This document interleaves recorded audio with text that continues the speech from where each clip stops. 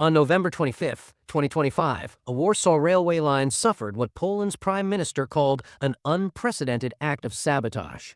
On November 17th and 18th, 2024, two undersea internet cables in the Baltic Sea were severed within 24 hours of each other.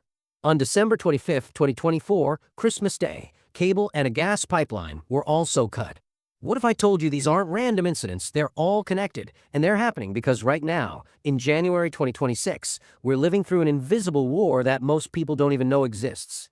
I'm talking about hybrid warfare, and it's not happening on some distant battlefield. It's happening in your power grid, your social media feed, your election, and your bank account. While traditional wars make headlines with tanks and missiles, this war operates in the shadows with cyberattacks, sabotage, and disinformation so sophisticated you can't tell what's real anymore. And here's the scary part. Experts say 2026 is the year it's going to explode.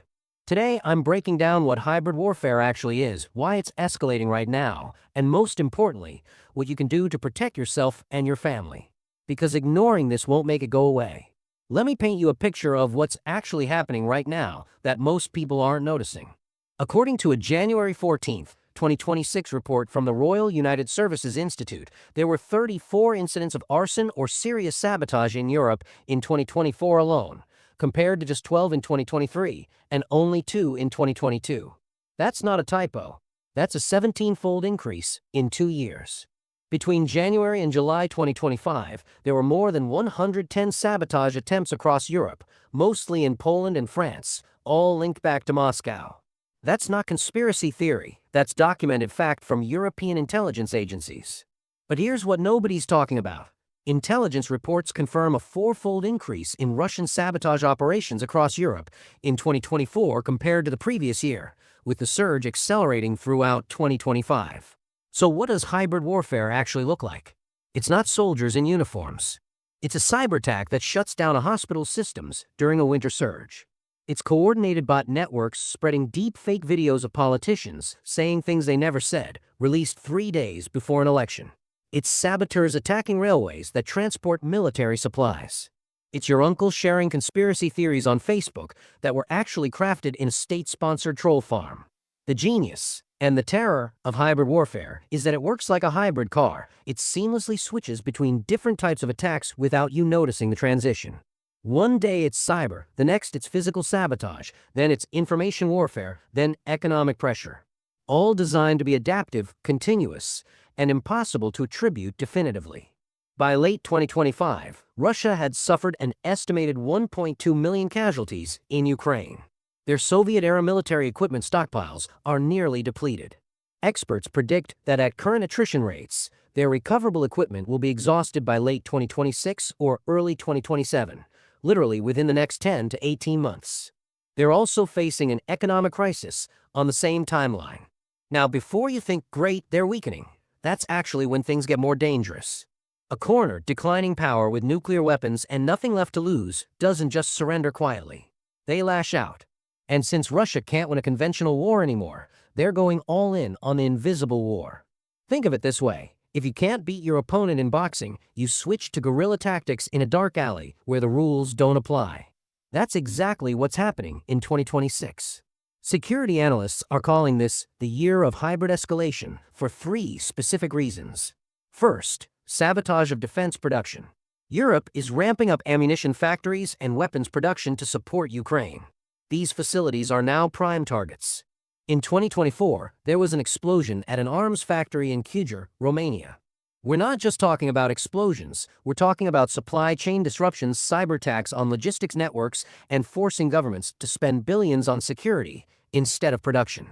One successful attack can delay weapons deliveries by months. Second, election interference at scale. Hungary has elections coming in April 2026. The US midterms are later this year. Multiple European governments are already weak and unpopular. This is the perfect storm for disinformation campaigns. We're talking deep fakes that are impossible to distinguish from reality, coordinated social media manipulation, and fake news that spreads faster than fact-checkers can debunk it. And here's the psychological weapon. Once you can't trust what you see on video, once you can't verify what politicians actually said, democracy itself starts to break down. People become paralyzed by uncertainty. Third, Critical infrastructure attacks. Your power grid. Your water system. Your hospital's computer network. Your bank's servers. Between November 2024 and January 2025, 7 undersea cable cuts occurred in the Baltic Sea alone. On January 2, 2026, another telecommunications cable linking Lithuania to Latvia was damaged. These aren't hypothetical targets, they're already under attack. In December 2025, NATO's top general publicly stated that the alliance is now considering preemptive strikes and a more aggressive posture because the threat has gotten so severe. When an admiral who runs NATO says they're considering offensive cyber operations, you know the threat level just escalated dramatically. Let me be clear, this isn't fear-mongering.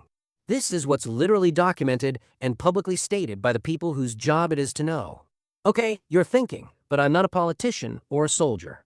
How does this actually affect my daily life? Fair question. Here's how. Your money. When power grids get attacked, businesses shut down. When elections get manipulated by foreign powers, economic policy gets chaotic. When banks face cyberattacks, your accounts get frozen. The economic stability you count on to pay your mortgage? That's a target. Your information, every video you watch, every news article you read, every social media post you share, you'll need to question whether it's real or manufactured. That mental exhaustion of never knowing what's true? That's intentional.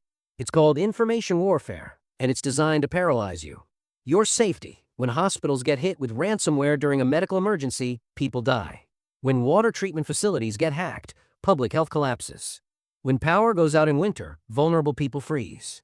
This isn't theoretical, it's already happened in smaller scales.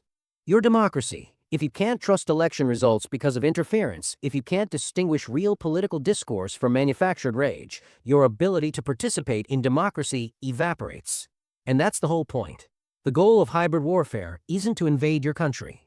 It's to make your country destroy itself from the inside. All right, enough doom. Let's talk about what you can actually do, starting today. Step 1. Build your information defense. You need to become a critical consumer of information. Here's your new rule. If something makes you really angry or really scared, pause before sharing it. That emotional reaction is exactly what disinformation campaigns are designed to trigger. Start verifying everything. Use reverse image search on photos.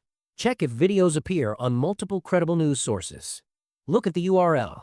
Fake news sites often use URLs that look almost like real news organizations, but with tiny differences.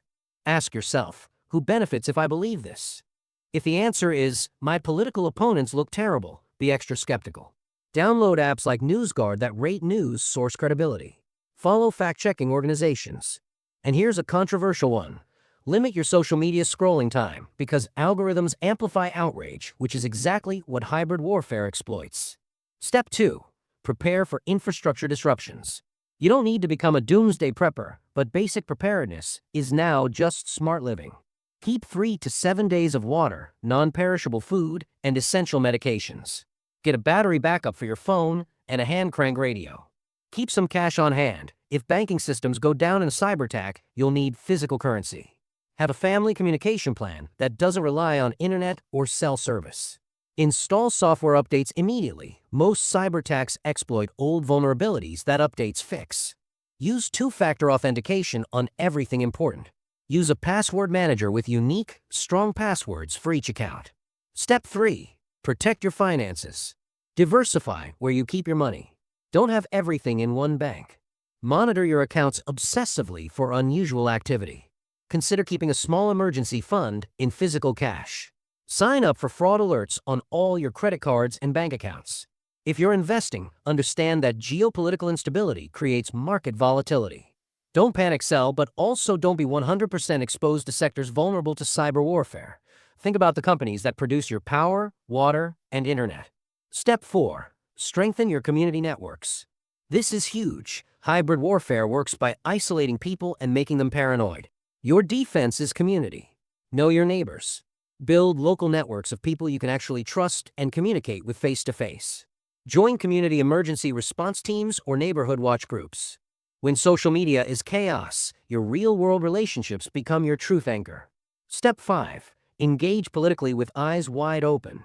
Stay engaged in democracy, but do it smartly. Vote. Show up to local government meetings. Support independent journalism with subscriptions. Call your representatives about funding for cybersecurity and election security. But also, expect to see more disinformation around elections. Expect to see your preferred candidates attacked with potentially fake information. Expect to feel confused. That's the environment we're in. Your job is to stay engaged anyway, just with a much higher bullshit detector. The good news? You still have time. These preparations aren't for some far-off hypothetical future. They're for the next 11 months of 2026. Look, I know this video was heavy. But here's the thing that actually gives me hope.